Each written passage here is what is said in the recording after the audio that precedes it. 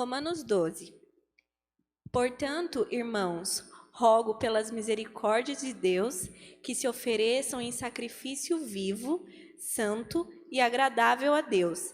Este é o culto racional de vocês. Não se amoldem ao padrão deste mundo, mas transformem-se pela renovação da sua mente, para que sejam capazes de experimentar e comprovar a boa, agradável e perfeita vontade de Deus. Por isso, pela graça que me foi dada, digo a todos vocês: ninguém tenha de si mesmo um conceito mais elevado do que deve ter, mas, ao contrário, tenha um conceito equilibrado, de acordo com a medida da fé que Deus lhes concedeu.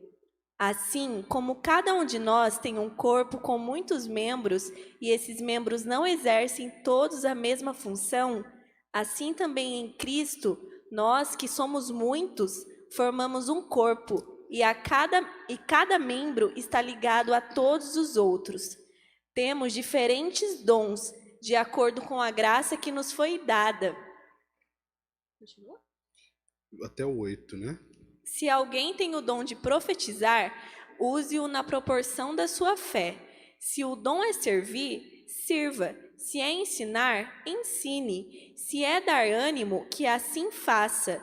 Se é contribuir, que contribua generosamente. Se é exercer liderança, que exerça com zelo. Se é mostrar misericórdia, que o faça com alegria. Amém, graças a Deus. Até aqui. A palavra de Deus é rica, poderosa e eficaz. Só para deixar um aviso, eu vou finalizar a pregação, no final a gente vai apresentar hoje para a igreja o Alan, que chegou aí agora, fofura, e a gente vai apresentar. Então, no finalzinho fica que a gente vai celebrar, tem choque de fofura das bochechas do Alan, para a gente conhecer e orar junto com ele. Amém. Até aqui por enquanto. O teólogo galês Martin Lloyd Jones, muito famoso, um grande homem de Deus, ele, quando foi escrever a sua série de livros sobre Romanos, série inclusive que ele morreu antes de terminar de escrever, quando chegou no capítulo 12, ele escreveu 10 sermões, que dá mais ou menos uns 10 capítulos, aquele sermão em inglês de 1h20, 2 horas, bem escritinho. 10 sermões, só no versículo 1 e 2 de Romanos 12. Olha isso. Eu até tentei ler os 10, irmãos, confesso que eu tentei. Mas não deu. É muita atração, é muita força. Mas é impressionante o quanto é rico esse texto de Romanos 12. Porque quando a gente vê aqui um texto bem aparentemente despretensioso, é claro que não, porque nenhum trecho da Bíblia é despretensioso, mas, portanto, rogo-vos, pois, irmãos, que apresenteis os vossos corpos como sacrifícios vivos, santos e agradáveis a Deus, que esse é o culto racional de vocês. Parece que a gente falou uma coisa só. Mas o que o apóstolo Paulo está dizendo, quando chega aqui nesse ponto do capítulo 12 de Romanos, é muita coisa, é muita informação. Não é só rogo-vos que apresenteis. Ele começa com portanto. E portanto quer dizer que é a continuação de alguma coisa. Começou uma coisa e ele vem nessa continuidade. Do que ele está vindo? Ele vem do capítulo 11 de Romanos, aonde ele finaliza o capítulo dizendo assim: ó profundidade da sabedoria, da riqueza e do conhecimento de Deus. Quem sondou a mente do Senhor? Quem que teve diante do Senhor e conseguiu discernir o que ele de fato ia fazer? Ele fala da soberania de Deus. E ele conclui com a frase mais soberana possível para descrever o nosso Deus, que é: porque dele, por ele e para ele são todas as coisas. Glória, pois a ele eternamente. Amém. Isso é maravilhoso. E aí ele fala assim: porque dele, por ele, para ele são todas as coisas, portanto, rogo-vos, pois, irmãos, que apresenteis os vossos corpos como sacrifícios vivos, santos e agradáveis a Deus. O apóstolo Paulo não está entrando no assunto da súplica, nesse rogo-vos. Eu peço, eu imploro para vocês que vocês apresentem os corpos de vocês como sacrifícios vivos à toa. Ele faz um pedido pedindo por misericórdia. Eu peço para vocês, por favor, que vocês, eu rogo pelas misericórdias de Deus. Eu sou um miserável junto com vocês, nós somos miseráveis. Por que nós somos miseráveis? Porque dele, por ele e para ele são todas as coisas. É tudo sobre ele, não é sobre nós. Uma fé saudável é uma fé onde Deus é o centro. Uma fé saudável não é uma fé onde as minhas vontades, os meus planos e as minhas ideias são o centro. Uma fé saudável é onde Jesus Cristo é o centro. Deus é o centro na pessoa de Jesus Cristo, pleno, perfeito, completo. Essa é uma fé saudável. E Paulo roga, implora, por favor, queridos, entendam isso. E se ele é tudo isso, apresentem os corpos de vocês também como sacrifício vivo, santo e agradável a Deus. E ele vai dizer que esse é o culto racional. Mas o tema da mensagem é transformação. Porque ainda nesse mesmo trecho ele vai dizer: não vos amoldeis ao padrão desse mundo, mas transformai-vos. Transformai-vos. Transformem-se. E eu queria começar dizendo que transformação não é mudança. Posso ouvir um amém? Posso ouvir um não sabia? Transformação não é a mesma coisa que mudança. A gente acha que transformação é mudança, e quantas vezes a gente se pega orando para Deus: Deus, me muda, muda meu coração. Mas se tem uma coisa que não faz sentido, é eu pedir a Deus que me mude. Pronto, agora o pastor ficou maluco. Está falando que eu não posso pedir para Deus me mudar? Pode, mas não deve. Porque quando Deus vai se apresentar, em Êxodo capítulo 20, ele vai dizer assim: eu sou o Senhor e não mudo. Deus não muda. Ele é o mesmo ontem, hoje e eternamente. E se Deus não muda, Deus não muda porque ele não sofre a ação do tempo. Se tem um assunto com o qual eu não consigo conversar com Deus, é sobre mudança. Como é que eu peço para aquele que é eterno, que é dele, por ele e para ele, todo poderoso, que não muda, que ele me mude? Aí Deus vai falar assim: oi, muda. Como assim mudança? Porque mudança implica em abandonar a essência da matéria-prima inicial. Quando você muda de casa, você deixa para trás alguma coisa. A etimologia, a raiz da palavra... Amém? Ô, glória. A etimologia, né, a raiz da palavra mudança está diretamente relacionado com deixar para trás, com abandonar. E se tem uma coisa que Deus não faz é abandonar. Se tem uma coisa que Deus não faz é deixar para trás.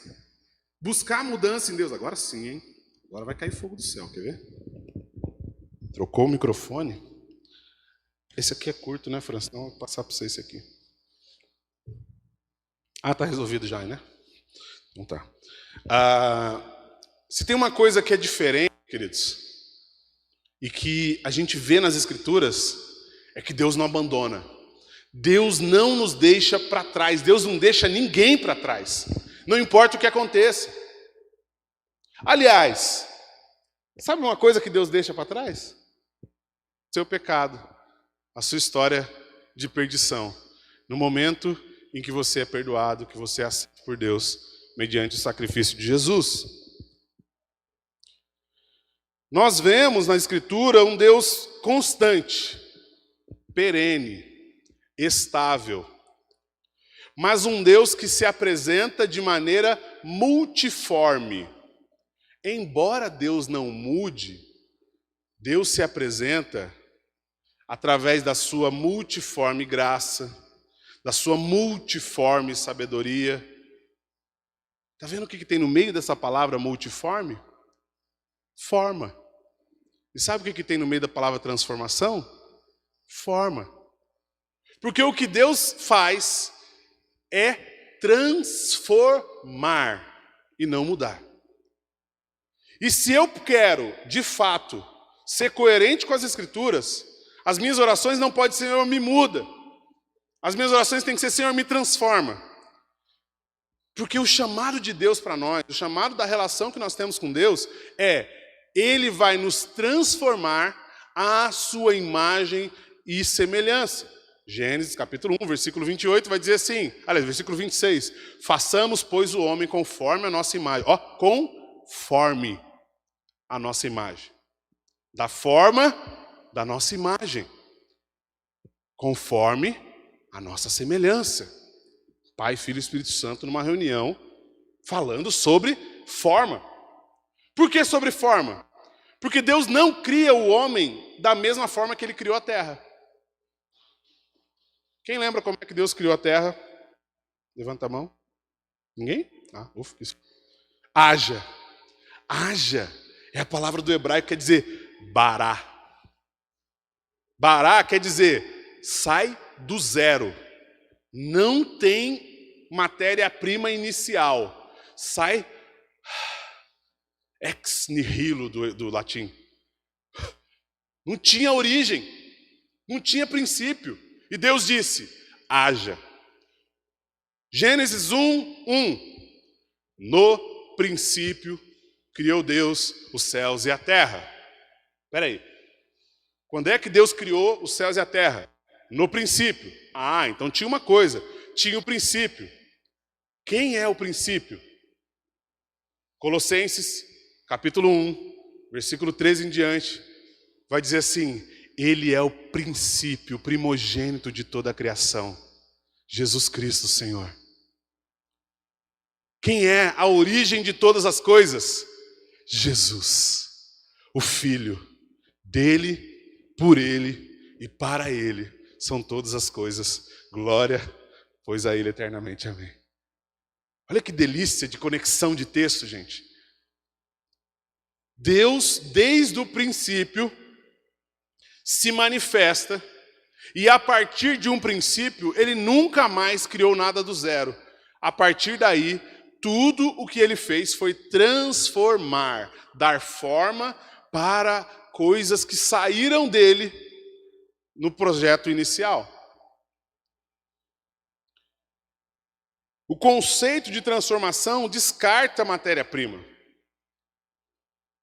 e descarta as características iniciais da matéria-prima.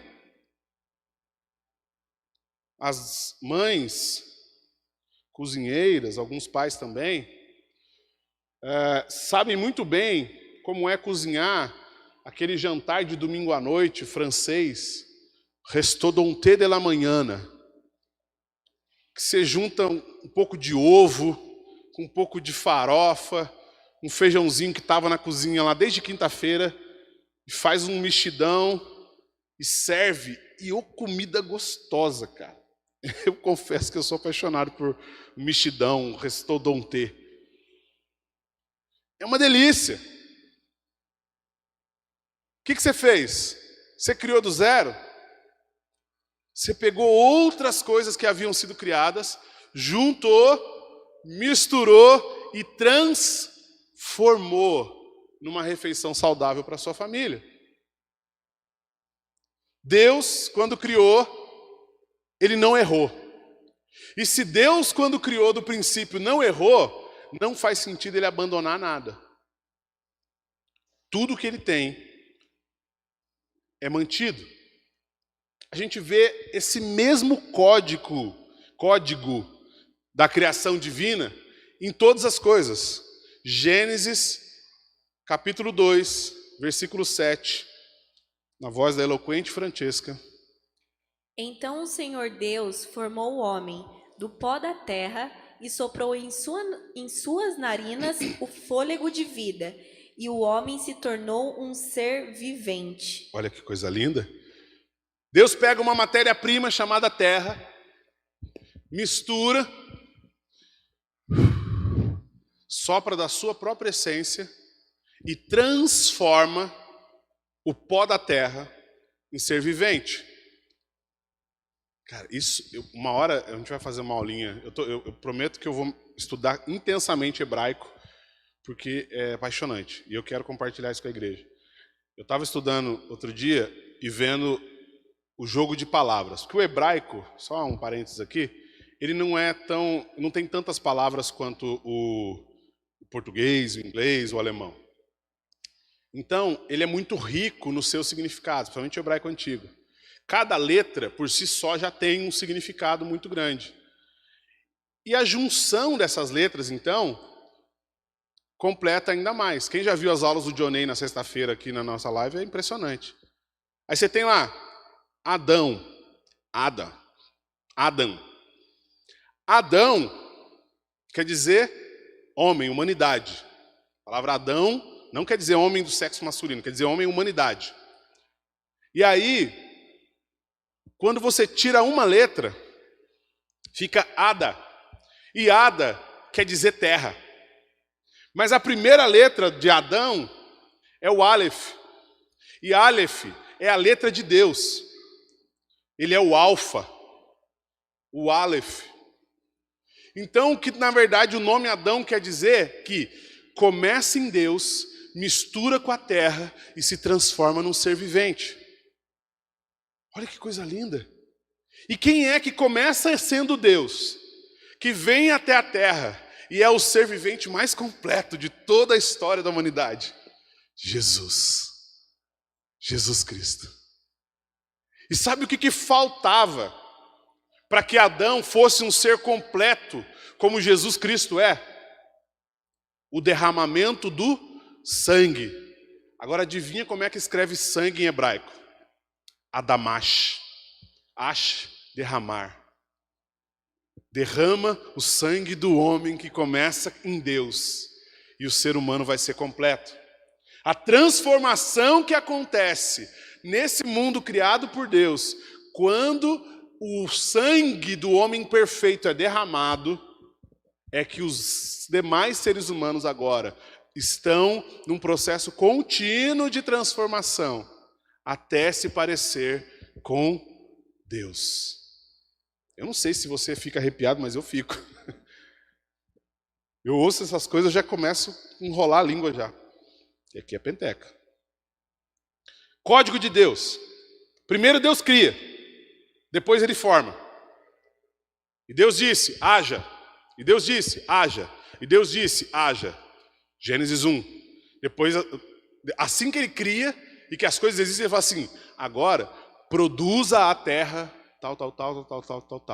Produza as árvores, tal. Produza o oceano. Primeiro ele cria, depois ele dá forma. Aonde mais a gente vê isso? Isaías, capítulo 43, versículo 1. Mas agora, assim diz o Senhor, aquele que o criou, ó Jacó, aquele que o formou, ó Israel. Não tema, pois eu o resgatei. Eu o chamei pelo nome. Você é meu.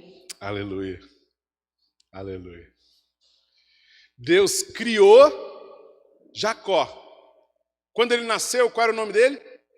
Jacó. Mas quando ele teve o encontro com Deus, que ele lutou com o anjo do Senhor, e ele ganhou direcionamento, propósito, o que Deus fez? Transformou o homem criado Jacó, que significa enganador, usurpador, em Israel, o príncipe do Senhor. Olha que diferença. Muito possivelmente, você não se sente todos os dias um príncipe e uma princesa do Senhor. Quase que certamente, você acorda às vezes e fala assim, meu Deus, o que eu fiz para merecer isso? Ou então você diz frases, eu não aguento mais, meu Deus. Eu não aguento mais. E o que Deus está dizendo para você assim, aguenta aí. Não temas, porque eu tenho por hábito transformar a minha criação em algo para a minha glória. E você vai sair de uma pessoa desprezada na sociedade para uma pessoa que glorifica o meu nome, cujas todas as atitudes glorificam o meu nome. Israel se tornou a nação do Senhor. Israel é um homem que vai ter 12 filhos, homens, que vão se tornar 12 tribos e vão se tornar uma enorme nação. Dessas 12 tribos, uma delas vai ser a tribo do nosso rei Jesus. E Jesus vai vir com 12 discípulos e vai começar uma revolução no mundo através de gente transformada.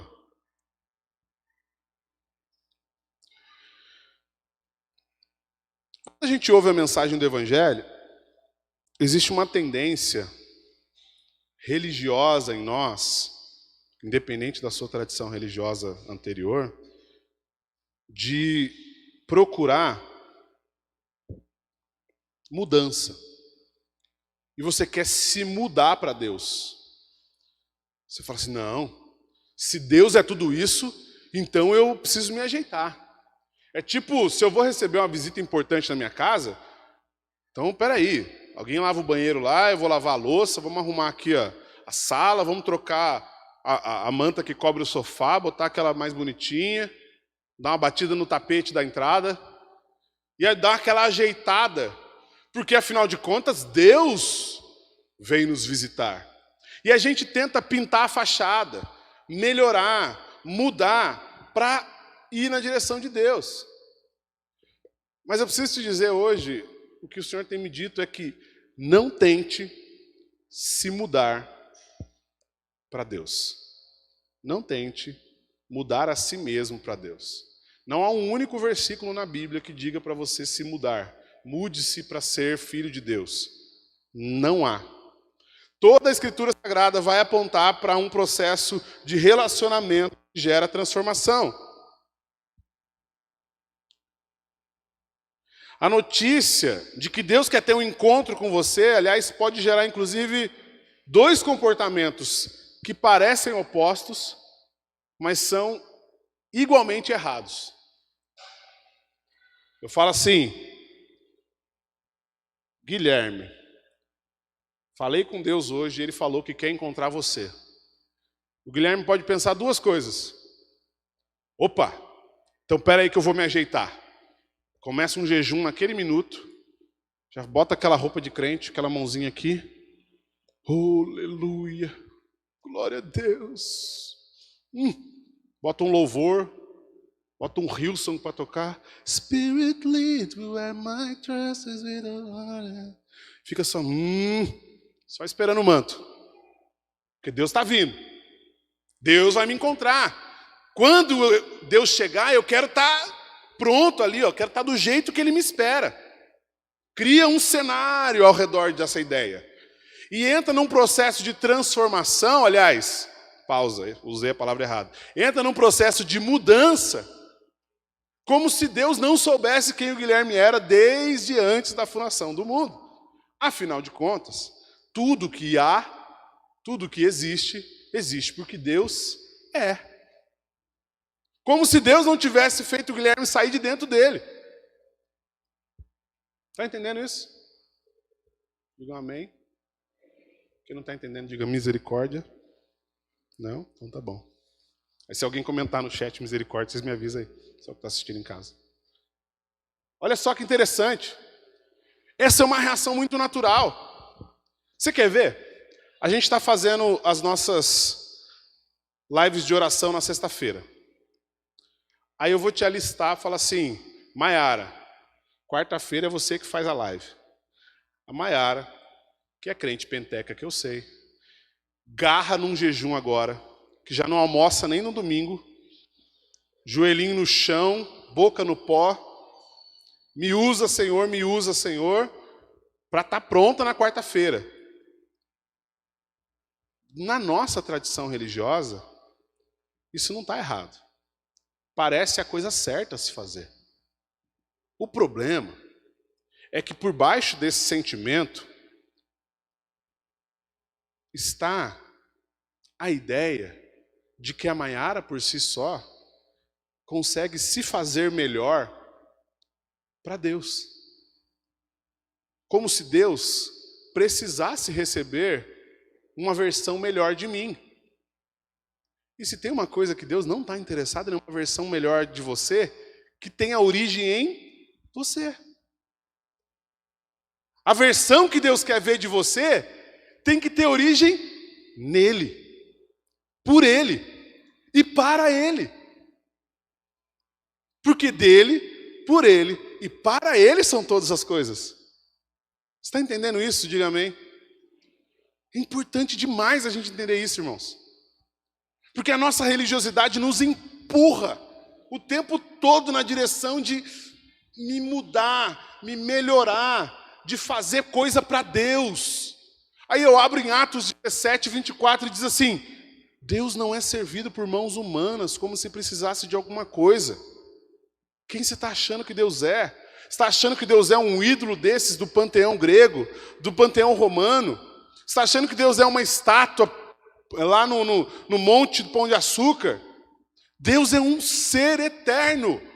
Dele, por ele e para ele. A única coisa que Deus aceita, a única oferta que Deus aceita é a oferta que ele mesmo produz para ele.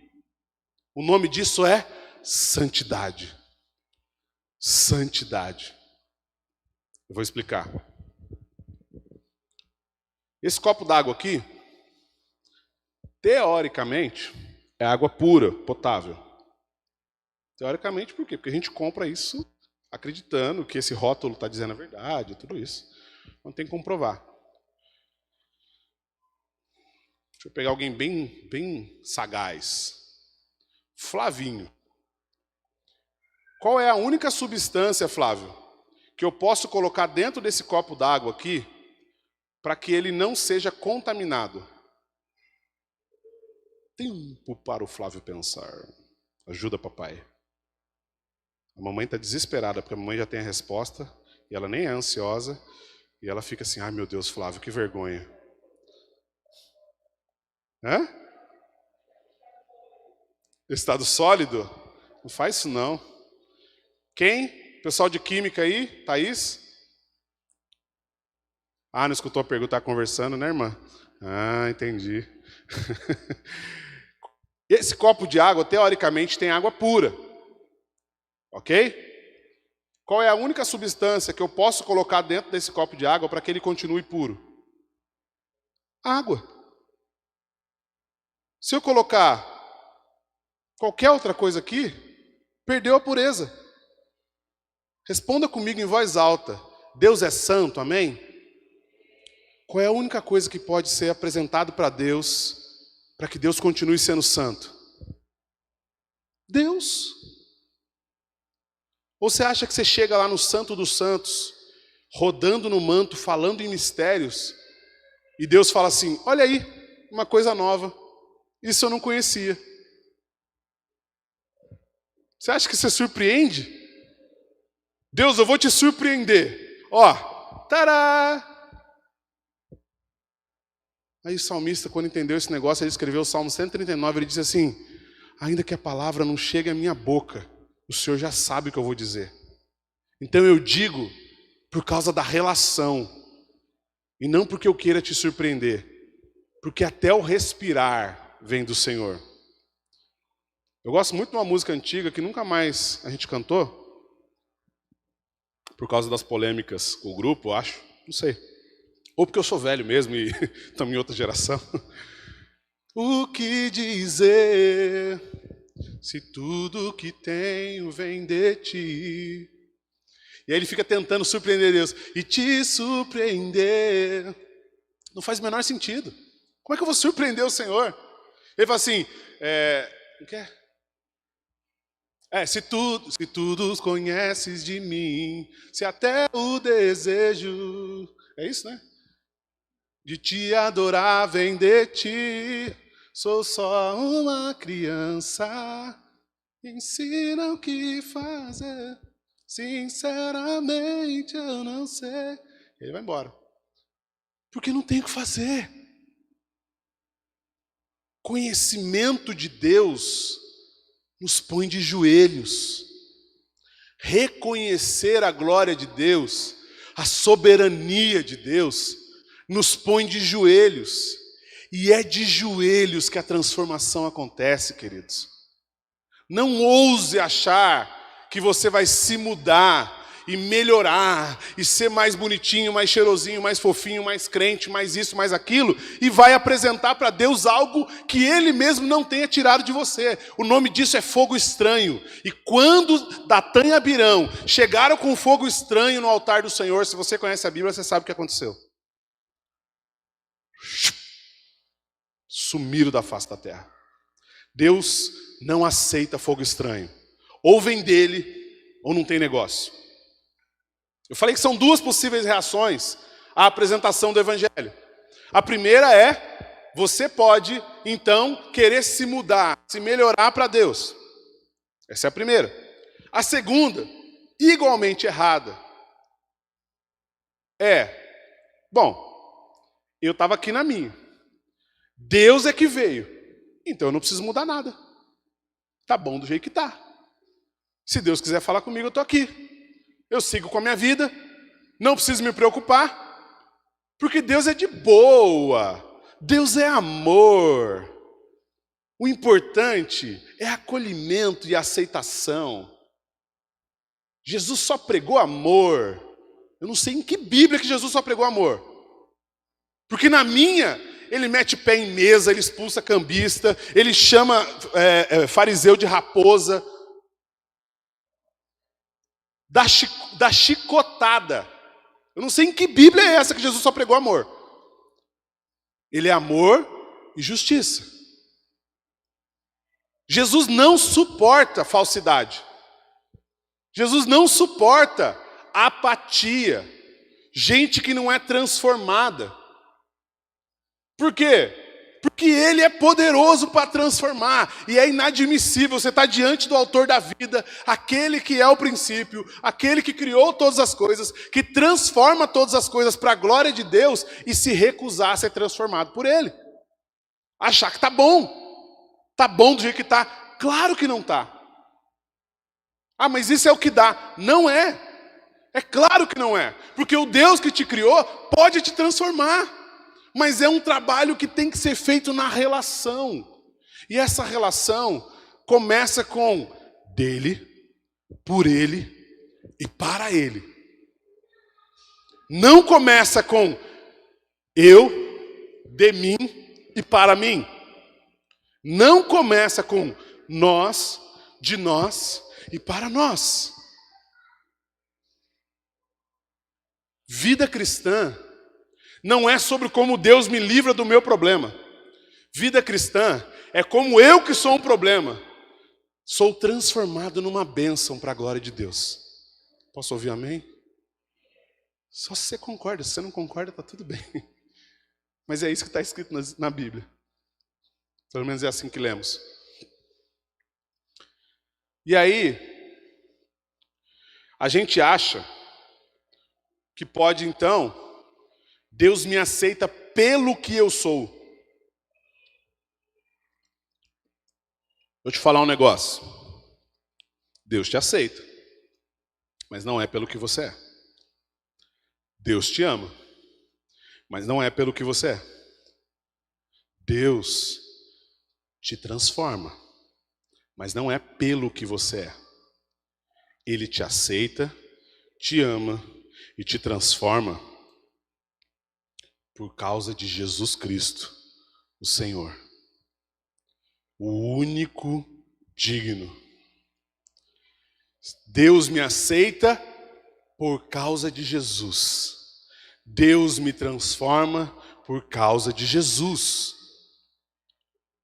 Deus me ama. Lembrei de outra música.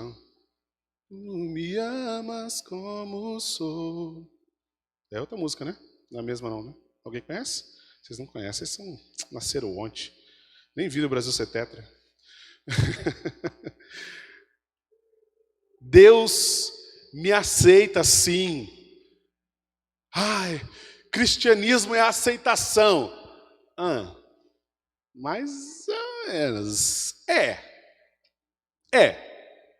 Mas não uma aceitação mediante ausência de transformação. Não uma aceitação porque você merece. Cristianismo é a aceitação do sacrifício de Jesus Cristo. Deus enviou seu Filho, único, gerado, unigênito, e deu a vida por nós. E ele, sim, é aceitável para Deus, porque morreu sem pecado. A grande prova de que Jesus morreu sem pecado é que ele ressuscitou ao terceiro dia. A morte não pôde detê-lo. Morrer é possível. Deter o autor da vida não é possível. Ele explode de dentro para fora. Sabe aqueles filmes? Tem um filme antigo do Will Smith, MIB. Lembra quando o monstro engole ele? E ele entra com uma arma dentro do monstro. Aí todo mundo, nossa, ele morreu. Daqui a pouco ele explode o monstro de dentro para fora. Pensa numa versão dessa, bem menos nojenta, de Jesus explodindo a morte de dentro para fora. A morte tragou a vida. E a vida fez assim. Todo o poder me foi dado nos céus e na terra. E ele ressuscitou. A morte não pôde detê-lo.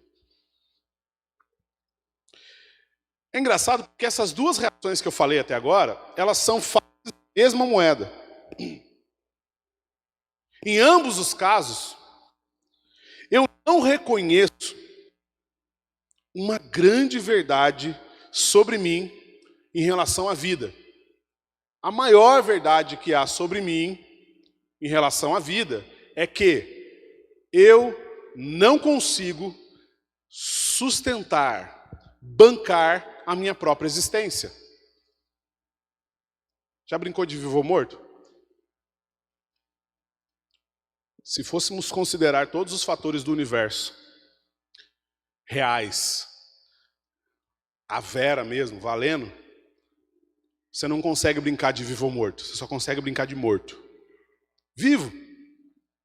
Vivo. Quer ver um exemplo disso? Chega no cemitério, coloca uma banquinha, coloca sua Bíblia, um caixote, sobe no caixote, arruma aquele microfoninho em caixa de abelha, com uma guitarra e começa a fazer um culto ao ar livre. Como que é? Ao findar o labor dessa vida, vida ou mortes, o que vai escolher? Nem lembro mais a letra. Prega, mas prega com força. Para ter certeza de que você vai estar se sentindo confiante, jejua, ora, faz o que você quiser antes. Vai lá no caixote do cemitério e prega. Prega com unção. E aí depois no final você faz o apelo. E conta para mim quantos se levantaram e foram ressuscitados. Ou melhor, quantos conseguiram ouvir o apelo para serem então ressuscitados. Não tem jeito. A morte é uma certeza para quem não está em Cristo.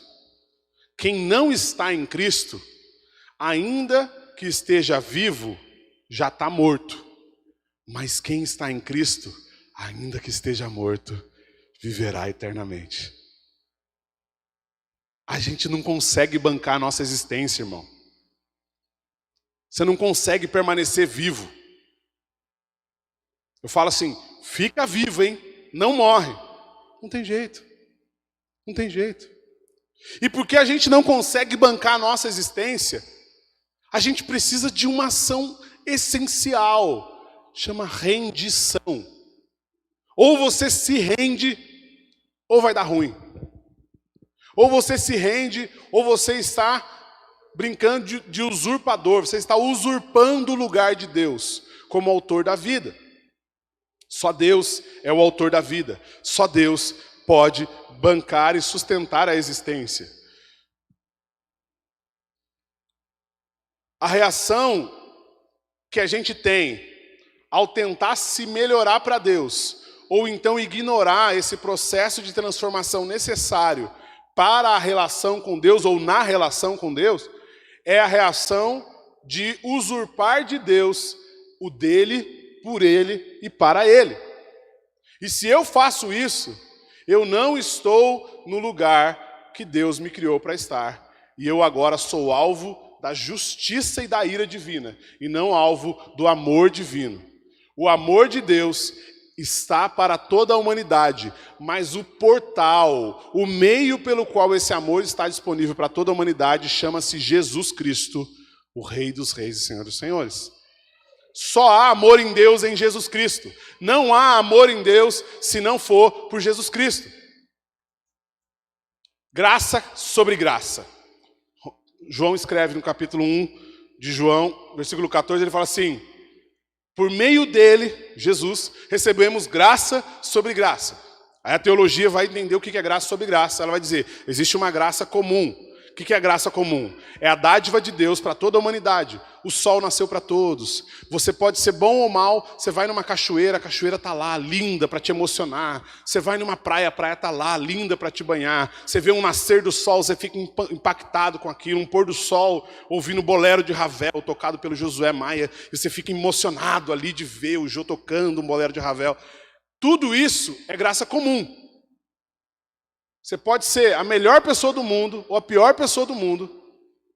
Você está feliz. Porém, isso acaba.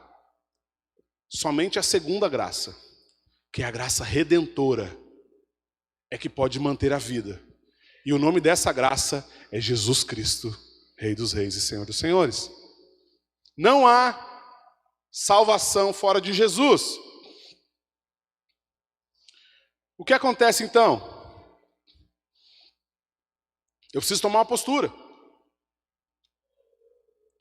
O apóstolo Paulo escrevendo, depois que ele fala, olha irmãos, rogo-vos, pois,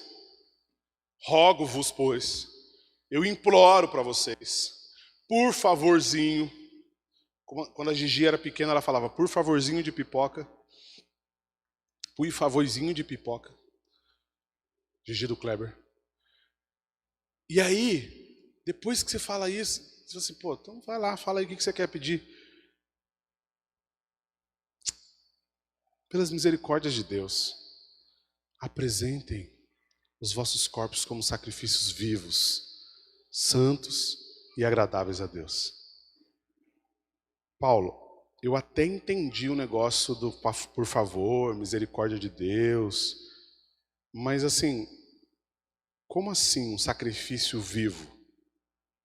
Porque Paulo está escrevendo para os judeus que moram em Roma e para os convertidos ao cristianismo que moram em Roma, os romanos convertidos.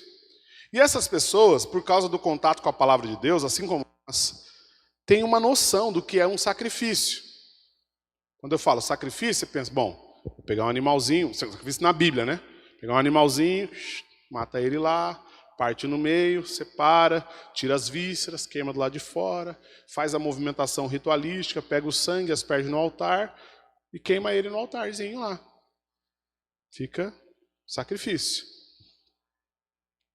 Mas sacrifício vivo, aí ficou difícil.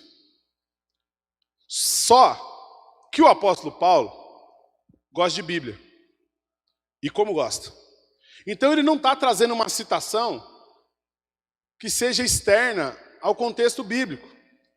Quando você vai lá para a expressão desse texto no original grego, Romanos é escrito em grego, e vai puxar as palavras que Paulo usou, ele está fazendo referência a algumas palavras do original hebraico, que por um acaso estão expressas perfeitamente, não é por um acaso, claro que não, tá? Só uma piada. Em Gênesis, capítulo 47, que a Francesca vai ler para a gente.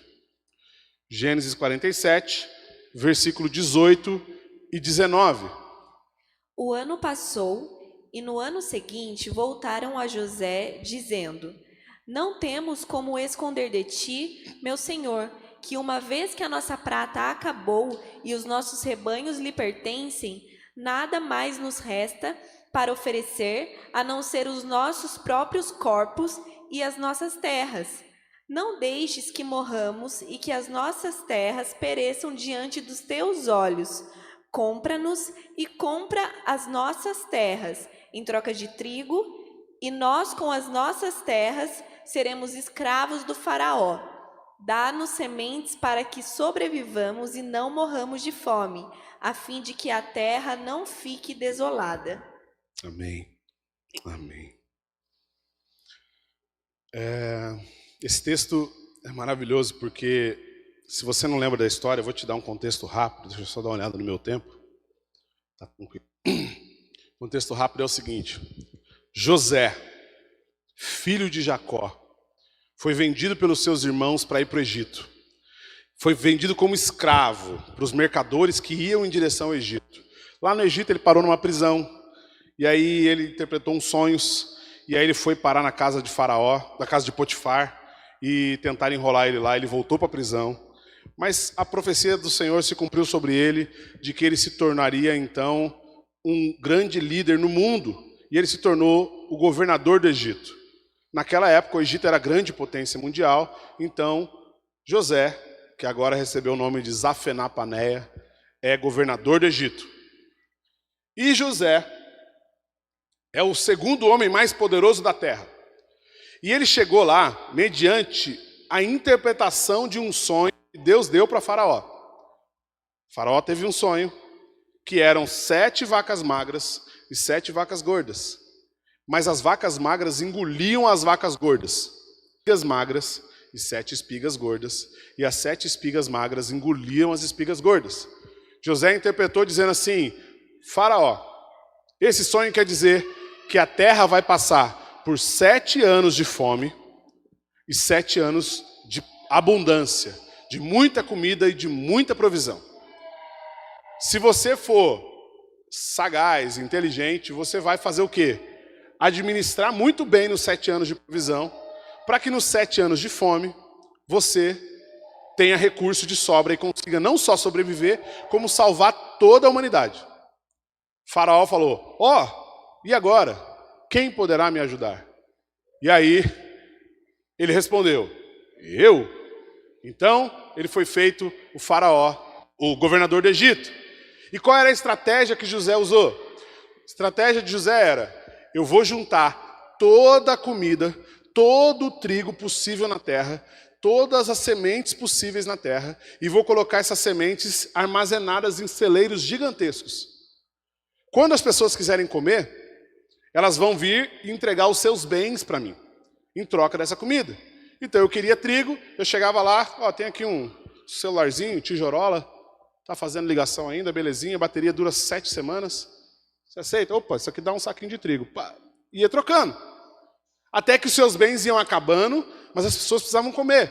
E as pessoas começaram a levar tudo que tinha em casa. Levava uma cadeira, levava uma mesa, levava um gado, levava até os outros bens que tinha em casa. Quando não tinha mais nada para as pessoas oferecerem para José em troca de alimento, essas pessoas perceberam que se elas não conversassem, não fossem sinceras com o Faraó, ou melhor, com José, elas iam morrer de fome. E aí, elas chegam diante de José, no capítulo 47, e falam assim: o Senhor Zafená-Paneia, venho por meio dessa dizer que não tenho mais como te pagar para ter comida. Não tenho dinheiro. E eu não estou muito interessado no negócio da morte. Eu não quero morrer. Será que o senhor não me aceita? Faz o seguinte: me compra em troca de comida. Eu vou ser seu escravo, mas eu não quero morrer de fome. Eu não tenho mais recursos, então eu me rendo. Eu não vou ficar aqui fingindo que eu tenho alguma coisa, não. Eu vou ser transparente. Eu não vou colocar na minha cabeça a ideia furada de que eu consigo te agradar de uma forma, sendo que eu não tenho nada para oferecer. Já que eu não tenho mais nada para oferecer, me compra, me aceita, me faz seu escravo, me faz propriedade sua, e assim, talvez eu viva, porque você tem provisão suficiente para que eu possa viver. E foi essa a referência que Paulo citou, quando ele disse: apresentem os vossos corpos como sacrifícios vivos, santos e agradáveis a Deus. Sacrifício vivo quer dizer, eu não consigo bancar minha existência. Toma a minha vida e faz dela o que você quiser, porque na sua mão eu tenho chance de viver. Pode ser até que você me mate se você quiser. Tudo bem, mas pelo menos eu tenho uma chance. Porque se você me matar, você tem esse direito. Mas eu prefiro morrer na sua mão do que morrer de fome do lado de cá. Eu prefiro morrer na sua mão, se for o caso. Porque o Senhor achou que eu tinha que morrer, do que ficar tentando aqui do meu jeito dourar a pílula e transformar isso em algo útil na tentativa de te ludibriar e te convencer. O que Paulo está desafiando a gente, irmãos, é fazer uma coisa chamada rendição, conversão, mudança de rota, arrependimento total, pleno, genuíno. Paulo está falando assim, irmãos, não vai dar certo isso aí não. Para com esse negócio de tentar bancar a sua vida, de tentar viabilizar o seu caminho até Deus. Não vai dar certo. Você não percebeu o que eu acabei de falar? A profundidade da sabedoria, do conhecimento, da riqueza de Deus. Que Deus poderoso é esse? Ele ergue a sua voz e a terra toda derrete. Deus é poderoso. Deus não é um senhorzinho velhinho com uma barba gigante, com uma bengalinha, olhando lá em cima para ver se você se comporta. Ele é tudo, o Todo-Poderoso, que contempla todas as coisas. E Ele sabe o que você está passando. Então se rende, entrega, se apresenta como sacrifício vivo e tira a sua mão das coisas dele, que no caso é a sua vida. Tira a mão das coisas de Deus. A sua vida não é sua, é de Deus. Se entrega. Mas é que nada, é dele, por ele e para ele. Mas eu queria, é dele, por ele e para ele. Mas sabe o que é? É que a minha história é dele, por ele e para ele. Tá difícil, tá? Mas continua sendo dele, por ele e para ele. Tem uma expressão nova que o pessoal está usando agora, e eu estou sempre correndo atrás dessas paradas para ficar atualizado. Se você não é muito internetico, tranquilo. Mas é que eu preciso, é meu papel como pregador da palavra, estar conectado com a geração nova, que me considerou cringe. Eu sou cringe, Bia? Sou cringe? Não? Ah, muito bem, Bia. Ah, respeita, né, Bia? Eu não sou cringe. Quem não sabe o que é cringe, depois a Bia e a Vitória explicam. Hã? Eu pago o boleto. Então, cringe. Tomo café da manhã, sou cringe. Quem não entendeu, depois não está perdendo nada, não. Mas é que o pastor tem que ficar nesse negócio de conectar com as gerações. E tem uma expressão que estão usando muito agora, que é sobre isso. É muito sobre isso. E sabe quem é sobre isso? Eu diria, é sobre Ele. É muito sobre Ele. É sobre Jesus. É sobre o autor da vida, o Todo-Poderoso, o Criador, o Rei dos Reis, o que te ama apaixonadamente e que tem um plano, um projeto para levar em conta todas as suas características.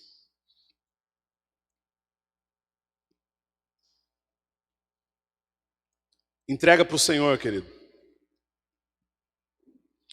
Só há um caminho de felicidade. Aliás, felicidade é uma palavra muito pequena para descrever o que Jesus tem para nós. Só há um caminho de plenitude. E o caminho de plenitude que nós temos é entregar-nos para o Senhor. Entrega para o Senhor seus planos, seus medos, seus traumas, seus projetos, seus fracassos, sua intimidade, seu corpo, sua mente, suas feiuras e suas belezas. Entrega para o Senhor. A gente passa a vida correndo atrás de uma ideia ou de uma coisa que vá solucionar os nossos problemas. Mas não há uma única coisa nesse mundo que vá solucionar problemas que não têm origem nesse mundo. O problema que nós vivemos não tem origem nesse mundo. O problema que nós vivemos tem origem na eternidade e é a ausência de Deus. fomos criados por Deus para ser eternos. E no momento em que eu não me entreguei para o Senhor, eu estou condenado a uma eternidade sem Deus. E se eu estou condenado a uma eternidade sem Deus, eu não posso negligenciar o fato de que Ele quer me alcançar por meio do sacrifício de Jesus. João 3,16, de cabeça, quem sabe? Isso mesmo, porque Deus amou o mundo de tal maneira. Todo mundo falando bonitinho. Ó, que o pessoal que está em casa aí não está ouvindo, mas é que eles estão falando aqui, ó. Todo mundo lembrou João 3,16 de cabeça. Impressionante. Às vezes eu fico com medo, eu fico preocupado quando o pessoal não lembra um texto assim meio básico. Me dá uma angústia. Tem que decorar. Sabe que carteirinha de crente mesmo é saber o 3,16 de cabeça. Se é pentecostal, você tem que saber pelo menos um hino bom da harpa aí, né? Se não souber aí, sei lá, o Rude Cruz. Ah, eu sou crente. Rude Cruz. Não terminou? Ah, não. Dá a carteirinha de crente, devolve. Vai. Você não sabe um Rude Cruz? Não. Ah, mas eu sou tradicional. Ah, beleza, então vou começar. Castelo Forte. Ah, aí sim, aí carteirinha tradicional foi. Passou.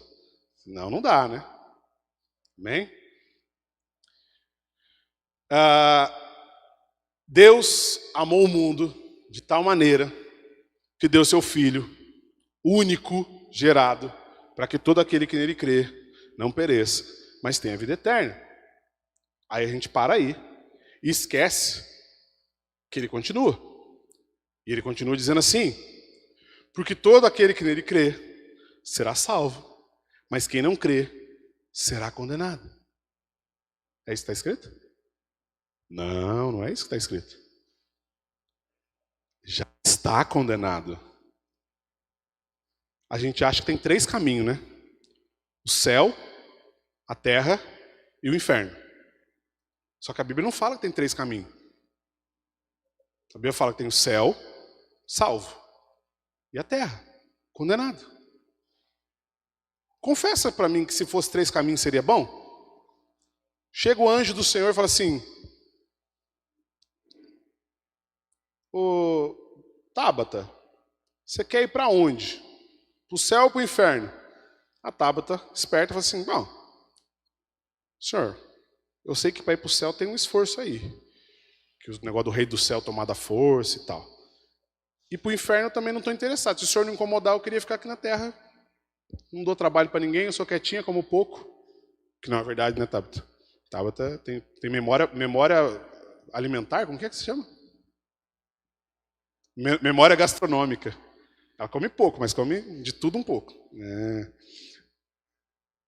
Olha só, que coisa maluca que a gente creu, errado. Não tem 3 caminhos. Não tem céu, terra e inferno, é céu e inferno. Se você não está em Cristo, está condenado. Ah, mas eu sou crente desde que eu nasci. Não tem a ver com a sua religião, tem a ver com o relacionamento com Cristo Jesus e com rendição. Quando a coisa aperta, para onde que você recorre? Para suas finanças? Para os seus contatos? Para os seus recursos intelectuais? Para o seu conhecimento? Quando você precisa de uma solução, o que você faz? Você vai conversar com alguém? Você vai ligar para o seu chefe? Você vai pegar o empréstimo no banco? O que você faz quando o calo aperta? Ou você reconhece que dele, por ele e para ele são todas as coisas e confia que é melhor estar rendido e prostrado diante dele do que de pé diante de qualquer outra situação? Esses últimos 2 anos, irmãos, tomei tanto soco na cara da vida. Tenho certeza que muita gente também tomou. É que eu estou contando, no caso, só a minha história agora. Muito soco, assim, uma pancada atrás da outra. E algumas das vezes eu orei. Ih, pronto. Eu orei dizendo que, Senhor, acho que eu vou ficar no chão. Eu prefiro. Está meio complicado aqui o negócio Pô, levanta e toma um. Levanta e toma outro. Levanta e toma outro. Quando não é uma rasteira, é um soco. E aí, uma das vezes eu estava no banho, e eu ajoelhei, falei, eu não vou levantar mais não. Vou ficar aqui. Se alguém quiser bater, que desça aqui embaixo. E aí o Senhor falou assim, não é sobre levantar ou sobre bater. É sobre aonde você está, quando você apanha ou quando você levanta. Porque diante de mim, apanhando, no chão, de pé, levantado, você continua sendo meu filho.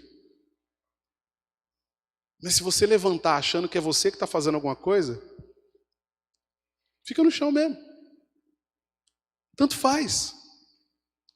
E aí a gente entra num processo de transformação completamente outro. Que não tem mais origem nos motivos desse mundo. Não tem mais origens em números, em coisas, em nada. Tem origem em estar na presença de Deus. E sentir Ele, perceber Ele, saber Ele, e cheirar Ele, e exalar Ele em todas as coisas. Porque dele, por Ele, para Ele. Eu sei que eu estou repetitivo, mas eu só queria gritar isso o tempo todo. Dele, por Ele, para Ele. Não tem a ver com a habilidade do pregador, não tem a ver com a qualidade da igreja, não tem a ver com a frequência do culto, com 30%, 60%, 100%, 200%. Não tem a ver com nada disso. Não tem a ver com o tamanho do prédio, não tem a ver com a cor da parede, não tem a ver com a porta de entrada, tem a ver com Ele. Dele, por Ele e para Ele são todas as coisas. A nossa fé é sobre Jesus em nós. Transformação não é sobre nada. Transformação não é sobre igreja, transformação não é sobre religião. Transformação é sobre ser feito à imagem dele. E o que eu acho mais delicioso no processo de transformação é que Deus não descarta a matéria-prima. Eu perdi a conta de quantas vezes eu me senti impostor na posição de pastor. Sabe a síndrome do impostor? Minha parceira, ela. Estamos sempre juntos. Todas as vezes que eu subo no púlpito, e eu subo todo domingo, há muito tempo, eu fico, meu Deus, eu não sou digno desse negócio. Não tenho a menor chance, eu não tenho recurso. Não tem matéria-prima aqui para trabalhar. E o Espírito Santo diz outra coisa. Ele falou assim, escuta, eu nunca errei. E eu te criei com essas características. E são essas características que eu vou usar. Senhor, mas as pessoas querem outra coisa. Não é sobre ninguém. Não é sobre você. É sobre mim. É muito sobre mim. Dele, por Ele e para Ele. Mas eu me olho no espelho, pastor, e eu me sinto feio, me sinto feia. Ai, meu cabelo não está bom, eu me sinto gorda, ou eu me sinto magra, eu me sinto alto demais, baixo demais. Eu me olho no espelho e lembro do meu trauma. Eu me olho no espelho e vejo a cicatriz e eu lembro da dor. Escuta, Deus vai usar essa matéria-prima que está aí para transformar você à imagem e semelhança de Jesus. Mas eu não sei falar. E Deus não usou Moisés, um homem pesado de boca, para ser o homem mais manso da história da humanidade. Mas eu sou pequenininho, eu sou fraquinho, eu sou fraquinha. E Deus não usou Davi para derrotar um gigante. Mas eu sou da periferia, eu moro na Chácara Silvestre. E Deus não trouxe Jesus de Nazaré para ser o Rei dos Reis e Senhor dos Senhores. Mas é que a história da minha vida, eu passei por dores. Eu fiz coisas que eu me arrependo. Puxa, você não conhece Pedro, não? O homem negou Jesus em pessoa. Ele andou com Jesus e negou Jesus. Mas eu sou divorciada, eu sou divorciado, o que eu posso oferecer? E você não entendeu que o seu noivo, que o seu cônjuge é o próprio Deus, e que você só precisa dele e de mais ninguém. Ele vai te ensinar a amar e ser amado, ele vai te ensinar a aceitação, ele vai te ensinar todo o resto. É sobre ele. E aí A referência que Paulo dá, quando ele cita em Gênesis lá no final, as pessoas estão indo ao Egito trocar tudo o que elas são, se oferecer com todas as suas feridas, mazelas e limitações. Eu sempre fico imaginando as coisas, irmão, eu sou muito imaginativo. E eu fiquei meditando desse chorando. É ruim porque eu choro, aí vocês choram também. Aí eu fiquei imaginando aquele monte de gente limitada que não aguentava mais a surra que a escassez estava dando neles. Gente vindo de muleta, se arrastando. O outro vindo engatinhando porque não aguentava mais de tanta escassez, de tanto sofrimento. Meu Deus, que prova, quando é que vai passar essa bendita dessa pandemia que não acaba nunca? Que eu estou ansioso, que eu estou ansiosa, que eu estou desempregado, que eu estou com medo, estou sei lá o que for. E essas pessoas vindo na direção de José, que aquela passagem é a figura do Cristo, a porta de entrada para um reino de provisão. E aquele bando de gente suja, empoeirada, limitada, vindo na direção de José, dando graças a Deus que alguém aceitou eles como forma de pagamento para viver, porque eles não tinham mais nada para oferecer, arrastando a perna, chegando, não aguenta mais, cansado, machucado, mas feliz, porque seja como for, eles estão sendo aceitos. E o mais legal é que o apóstolo Paulo finaliza o primeiro versículo não dizendo assim: se apresentem como sacrifícios vivos, ponto. Um sacrifício vivo, santo, agradável a Deus. Um sacrifício que agrada a Deus em dimensões que você jamais imaginou. Sabe qual é a referência que Paulo usa para citar agradável a Deus? Ele quer dizer o sacrifício que muda o coração de Deus. Ou melhor, transforma. Dá outra forma para o coração de Deus. Ah, você está tirando isso de algum lugar? Não estou não. A referência do original diz assim, Gênesis capítulo 8, versículo 4 e 5. Acho que eu nem coloquei na lista aí, Fran. Não precisa não. É quando Noé, pós-dilúvio, logo depois do dilúvio, as águas baixaram, Noé parou e entendeu que tinha acontecido aquilo que Deus havia dito que aconteceria e que agora era um recomeço. Então Noé desceu da arca e conforme o Senhor havia ordenado, ele pegou os animais que separados para o sacrifício que Deus havia preparado, mandado colocar 7 animais de cada tipo lá de sacrifício. E ele pega aqueles animais e apresenta um sacrifício a Deus e queima a gordura dos animais. Aí o texto fala assim: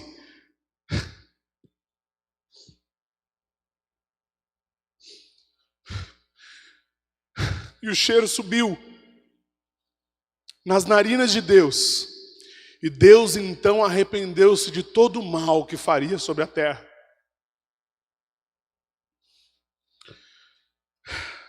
E Deus disse: agora eu vejo que o homem é mau, sempre mau, e inclinado para o mal. E eu não mais destruirei a terra dessa forma. Deus mudou o curso da história da humanidade por causa de um sacrifício que foi aceito. Um sacrifício que Deus considerou perfeito. Mas não é perfeito porque Noé teve a grande ideia de fazer. É perfeito porque Deus disse: quando você sair da arca, você sabe a quem você vai recorrer. Quando você passar pelo dilúvio, quando o dilúvio tiver tirado tudo que você conhece, todas as bases que você conhecia, como a coisa funcionava, aquele mundo que você já conhecia e dominava, tivesse sido destruído, e quando não restar mais nada, você sabe o que você tem que fazer, não é? Sacrifício. Então Noé sacrificou o Senhor. E foi conhecido como um sacrifício santo e agradável a Deus. Desculpa o choro, irmãos. A palavra queima dentro de mim. Deus aceitou. aquele sacrifício. O texto de João 12, 24, não precisa ler não, Fran, vou estar de cabeça. Vai dizer que se o grão de trigo, ao cair na terra, não morrer, fica ele só. Mas quando ele morre, aí é legal. Sabe o que precisa, irmãos? A gente entender que nós somos grão de trigo, sementes de Deus. E que a gente cai na terra e tem que morrer. E é morrendo que a gente gera vida. O que acontece com uma semente quando você põe ela na terra é um processo que nenhum ser humano controla. Você não sabe dizer quando é que vai germinar. Se você é uma pessoa sem fé, eu não recomendo que você plante uma semente e vá olhar no dia seguinte. Se você não tem fé e você não confia nos processos de Deus, não faça isso. Agora, se você quer treinar a sua fé, faz o seguinte, chega na sua casa, escolhe uma semente, faz um buraquinho, prepara uma terra boa, coloca a semente, cobre, joga um pouquinho de água e volta todo dia para olhar. Quando você começar a ficar ansioso, com vontade de ver o que está acontecendo, tira sua mão e vai orar. E espera. Mas já foram 7 dias e nada. Já foram 14 dias e nada. Meu Deus, já foram 22 dias e nada. 37 dias e nada. Meu Deus, 39 dias e nada. Aí no 40º dia as águas começam a baixar. 40 dias e 40 noites as águas começam a baixar. Parou a chuva. Ainda tem mais um tempinho ainda para as coisas finalmente terminarem de chegar no chão. E quando finalmente a arca tocar o chão, aí é a hora de sair da arca e fazer sacrifício. É um ótimo exercício de fé. Pergunto para você, para finalizar. Você é um grão de trigo. Você quer passar pelo processo de transformação de Jesus, onde você se rende, morre e aceita esse processo de transformação? Não caia na tentação de achar que você já passou por isso. É todos os dias, o tempo todo. Não, graças a Deus eu já estou bem, Não faz isso. Não faz isso. Aceita a palavra de Deus. Deixa o Espírito de Deus levar você a esse lugar de transformação. Você não está pronto, você não está pronta. Nós não estamos prontos. Só há um caminho: arrependimento, rendição, transformação. Eu quero orar com vocês. Depois a gente vai apresentar o Alan ao Senhor, conforme a palavra nos orienta. Pai, em nome de Jesus, Senhor, nós temos o privilégio de ver a Tua palavra e ela ainda queima dentro de nós e ela nos emociona e nos converte, nos transforma e prepara a terra do nosso coração para as transformações que o Senhor tem para nós. Pai, nós Te exaltamos, Senhor, nós Te bendizemos, Senhor, dizendo que o Senhor é o autor de todas as coisas, o Deus Todo-Poderoso. Reconhecemos a soberania do nosso Senhor Jesus Cristo, a suficiência do Teu sacrifício, Pai. E nos apresentamos diante do Senhor em rendição, em arrependimento genuíno e sincero, Pai. Limitado, mas sincero. Cheio de falhas. Cheio de incompreensões, de ausências, mas sincero e integral, Pai. Nós apresentamos o nosso corpo como sacrifício vivo, santo e agradável ao Senhor. Como um culto racional, conscientes de que nós precisamos da transformação que só o Senhor pode fazer. Somos matéria-prima, Senhor. Somos matéria-prima. Transforma-nos, ó Pai. Transforma-nos para a glória de Deus Pai. Em nome de Jesus. Amém.